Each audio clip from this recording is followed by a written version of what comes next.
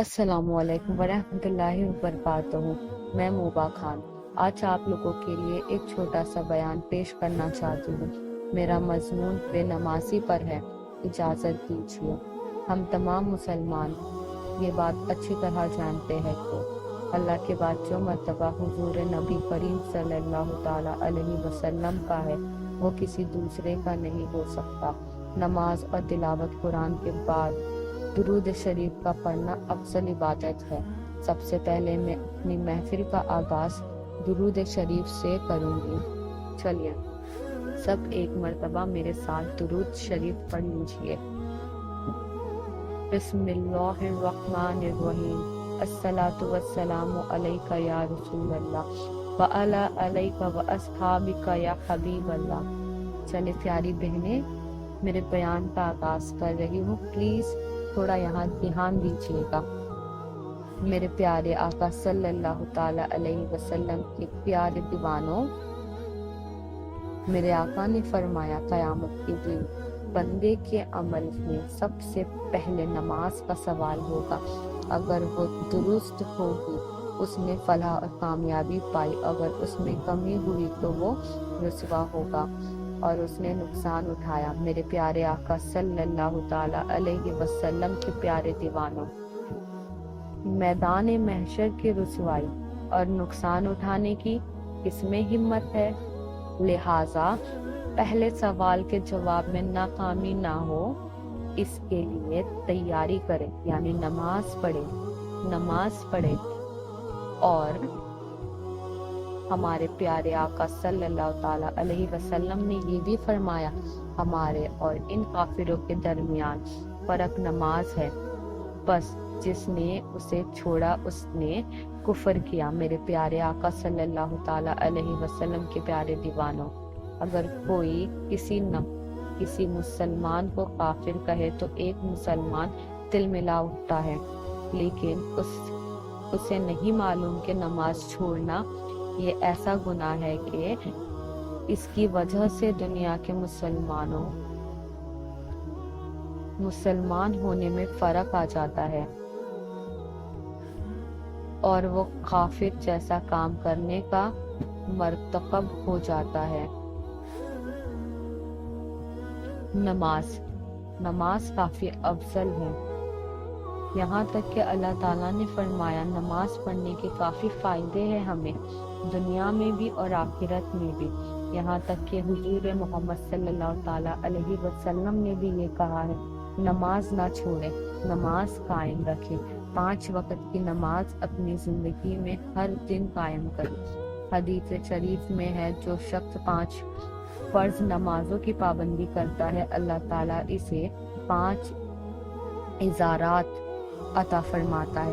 Number 1، اس سے رزق کی تنگی اٹھا لیتا ہے۔ نمبر 2، اسے عذاب قبر سے محفوظ رکھتا ہے۔ نمبر 3، اسے نام اعمال داہنے ہاتھ میں دے گا۔ وہ پل صراط پر بجلی چمکنے کی طرح گزرتا ہے، جو یہ 4 نمبر ہے، پل صراط پر بجلی چمکنے کی طرح گزرنا۔ نمبر 5، حساب و کتاب بغیر جنت میں داخل ہوگا۔ سوچو اللہ تعالیٰ نے نماز پڑھنے کے کتنے فضائل دیے کہ وہ انسان کے رزق میں برکت ہوگی، دنیا میں قبر کے عذاب نہیں ہوں گے، نام اعمال دائیں ہاتھ میں ہوگا، پل صراط پہ بجلی کی طرح گزرے گا اور بنا حساب و کتاب کے جنت میں داخل ہوگا۔ چلیے اب میں اپنے موضوع پہ آتی ہوں۔ یہ تو ہو گیا نماز کے بارے میں۔ اب جو نماز ضائع کرتا ہے، نماز سستی سے ادا کرتا ہے، جو نماز دیر سے پڑھتا ہے، اللہ تعالیٰ نے منع فرمایا ہے نماز کو سستی سے بھی نہیں پڑھنا ہے۔ ٹھیک ہے، اب ہم اپنے موضوع پہ جاتے ہیں۔ اور جو شخص نماز میں سستی کرتا ہے، اللہ تعالیٰ اپنی بندوں کو یہ کہتا ہے جس نے نماز میں سستی کی اسے 15 سزائیں دی جائیں گی۔ 15 سزائیں، سوچئے 15 سزائیں دی جائیں گی، 5 دنیا میں، 3 موت کے وقت، 3 قبر میں، 3 قبر سے نکلتے وقت۔ سب سے پہلے دنیا میں ملنے والی سزائیں، सोचिए, दुनिया में 5 सजाएं आपको ऐसी मिलेंगी। नंबर 1, इसकी जिंदगी में बरकत नहीं रहेगी, अल्लाह ताला उसकी जिंदगी में बरकत नहीं रखेंगे। दूसरा, उसके चेहरे से नेक लोगों की अलामतें मिटा दी जाएंगी। नंबर 3, उसे अल्लाह ताला किसी अमल का अजर नहीं देगा, उसकी दुआएं आसमान की तरफ उठाई नहीं जाएंगी, कबूल नहीं की जाएगी। ये नंबर 4 है कि इंसान का दुआ करने का मतलब भी क्या होगा जब उसकी दुआएं आसमान तक पहुंचेंगी ही नहीं, कबूल ही नहीं होंगी। नंबर 5, उसे नेक लोगों की दुआओं से हिस्सा नहीं मिलता है, यानी अगर वो किसी शख्स को भी कहे कि मेरे लिए दुआ करो, तो अल्लाह ताला उसके लिए जो नेक शख्स होगा उसकी दुआ भी कबूल नहीं फरमाएगा। फिर मौत के वक्त पहुंचने वाली सजाएं भी हम देख लेते हैं। नंबर 1, वो जलील होकर मरता है। नंबर 2, भूख की हालत में मरता है। नंबर 3, प्यासा मरता है, अगरचे दुनिया की तमाम समंदर का पानी उसे पिलाया जाए, उसकी प्यास नहीं बुझती है। ये तो हो गया मौत के वक्त। अब हम देखते हैं कब्र में पहुंचने वाली सजा, यानी वो शख्स कब्र के अंदर दाखिल होगा तो उसके साथ क्या होगा। उसकी कब्र तंग हो जाती है, हत्ता कि उसकी पसलियां आपस में मिल जाती है। इतनी बड़ी सजा मिलती है सबसे पहले।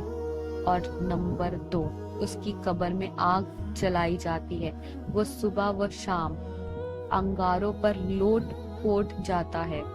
नंबर 3, उसकी कब्र पे एक अजदहा मुकर्रर किया जाता है जिसका नाम सज्जाए अकरा है। उसकी आंखें आग की होगी और नाखून लोहे के होंगे, हर नाखून एक दिन मुसाफिकत के बराबर लंबा है। वो मैयत को डसता है और कहता है मैं सजाए अकरार हूँ। उसकी आवाज सख्त आवाज वाली गरज की तरह होती है। वो कहता है मेरे रब ने मुझे हुक्म दिया है कि मैं तुझे इस बात पर मारू कि तूने सुबह की नमाज तुले आफताब तक ना पढ़ी और उसके बाद वो उस शख्स की कब्र पर रहता है। और नंबर 3 तो ये थी। इसके बाद वो आजाब जो कब्र से निकालने के बाद कयामत में होंगे वो ये है। नंबर 1, हिसाब की सख्ती। नंबर 2, रब्बे ताला की नाराजगी। नंबर 3, जहन्नम में दाखिला। ये हो गए हमारे सजाएं। जो 15 सजाएं थी वो मैंने बयान कर दी है। इसके बाद हम ये देखते हैं कि एक रवायत में ये है कि वो बेनमाजी कयामत के दिन इस तरह आएगा कि उसके चेहरे पर 3 सत्रों में लिखा होगा, 3 सत्रों में लिखा होगा कुछ चीजें। पहली सत्र में होगा कि ए अल्लाह ताला के हक को जाया करने वाले। दूसरी सत्र में लिखा होगा ए अजाब खुदा नदवी की 7 मखसूस शख्स। और तीसरी सत्र में लिखा होगा जिस तरह तूने दुनिया में अल्लाह ताला के हक को जाया किया, इस तरह आज तो अल्लाह ताला की रहमत से मायूस होगा। नबी करीम सल्लल्लाहु ताला अलैहि वसल्लम से मरवी है कि एक दिन आपने अपने सहाबा कराम रज़ी अल्लाह ताला अन्हुम के बारे में यूं दुआ मांगी, या अल्लाह हम किसी को बदबख्त या महरूम ना बना। या अल्लाह हमें किसी को बदबख्त या महरूम ना बना। फिर फरमाया जाता है कि बरबख्त महरूम कौन है? सहाबा ने पूछा या रसूल अल्लाह कौन है? फरमाया जो नमाज नहीं पढ़ता। एक रवायत में ये है कि कयामत के दिन सबसे पहले नमाज छोड़ने वाले के चेहरे सियाह होंगे यानी काले होंगे। और जहन्नम में एक वादी है जिससे मलहम कहा जाता है।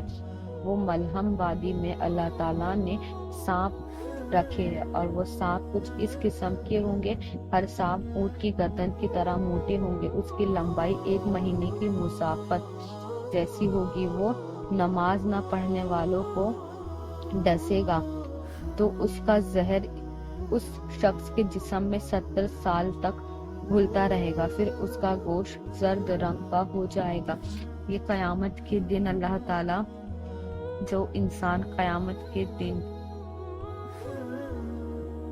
جہنم میں جائے گا تو اس کے ساتھ یہ ساری چیزیں ہوں گی۔ تو برائے کرام آپ سبھی نماز کی پابندی کریں، نماز پڑھیں، نماز کی کبھی نہ چھوڑے اور اپنی نماز سے بھولے بھٹکے نہ رہے۔ میں اب اپنا بیان یہاں پہ ختم کرتی ہوں، آپ لوگ اجازت دیجیے مجھے۔ آپ لوگوں کا بہت شکریہ۔